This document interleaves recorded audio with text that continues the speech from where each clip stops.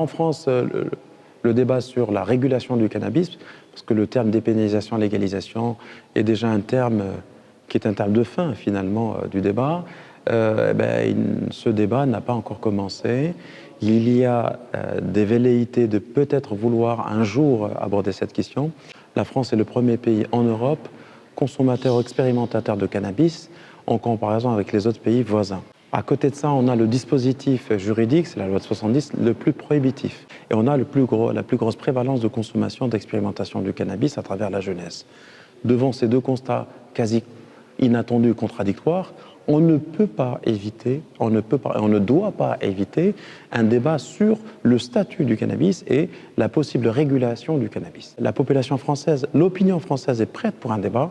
Il faut que cela se déclenche par une volonté politique et les acteurs du terrain sont là pour débattre et faire un véritable débat contradictoire. Et on sait ce qui ne marche pas, mais on ne sait pas encore ce qui risque de marcher. Alors, sur le plan politique, ce qui se passe, c'est que les pouvoirs politiques ont très peur d'aborder la question. C'est parce que le cannabis, on ne peut pas leur en vouloir, est perçu dans leur esprit comme étant un produit dangereux, ce qui peut être le cas dans des conditions particulières, et qu'il y a un effet contre-intuitif de pouvoir exprimer le fait qu'il ne l'est pas, lorsqu'on met en place un certain nombre de paramètres. Le cannabis n'a jamais tué personne au sens où on peut l'entendre comparé au tabac et à l'alcool, et malgré tout, on est sur des postures où c'est un produit qui est diabolisé. Alors, il y a des circonstances dans lesquelles le cannabis est dangereux. Chez les jeunes, les plus jeunes, quand on a ce qu'on appelle des facteurs de vulnérabilité familiale, lorsqu'on a des antécédents parentaux, familiaux, lorsqu'il y a du cannabis fortement dosé, coupé, qui est produit et qui est proposé par les trafics. Mais tout ceci, la loi, si elle doit arriver un jour pour réguler ce cannabis, peut être absolument prise en charge par la loi. C'est tout ça qu'il est utile et nécessaire d'ouvrir dans le cadre du débat. Alors, longtemps, les garçons étaient plus consommateurs et plus expérimentateurs du cannabis que les filles. Alors, ça a été montré par la OFDT pendant ce colloque. La différence tend à s'estomper de plus en plus. Mais les garçons restent quand même un tout petit peu en avant vis-à-vis des filles.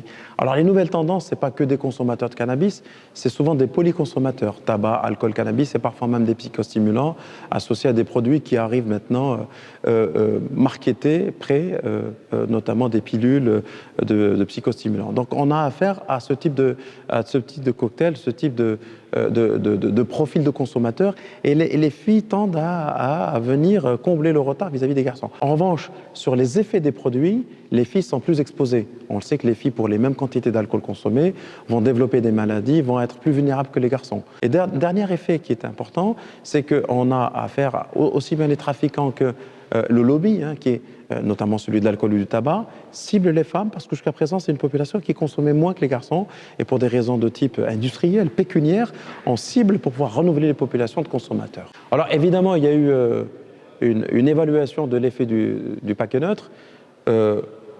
Les mauvaises langues, je dirais, pensent que bon, ça ne servait à rien. En vérité, c'est un système qui est mis en place, qui doit être associé à l'augmentation du prix, qui doit être associé à un vrai travail sur les générations à venir. Et c'est tous ces facteurs cumulés qui donneront certainement les résultats escomptés, certainement les efforts fournis donneront leurs résultats. C'est trop tôt.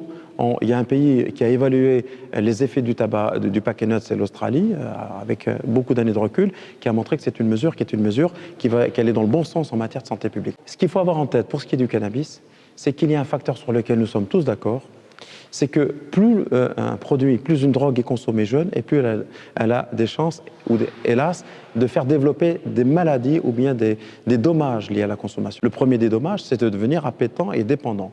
Et plus la consommation est précoce, notamment pour le cannabis, plus le risque de développer une dépendance pour le cannabis est important. Mais à côté de ça, il y a d'autres risques. C'est les risques de développer des maladies psychiatriques liées à la consommation du cannabis. On le sait, la précocité du contact et de la consommation augmente les risques de perturbation du cerveau, pour faire court, et ces perturbations du cerveau peuvent faire le lit d'une maladie psychiatrique grave, comme la psychose. Il y a un autre risque, c'est le décrochage scolaire.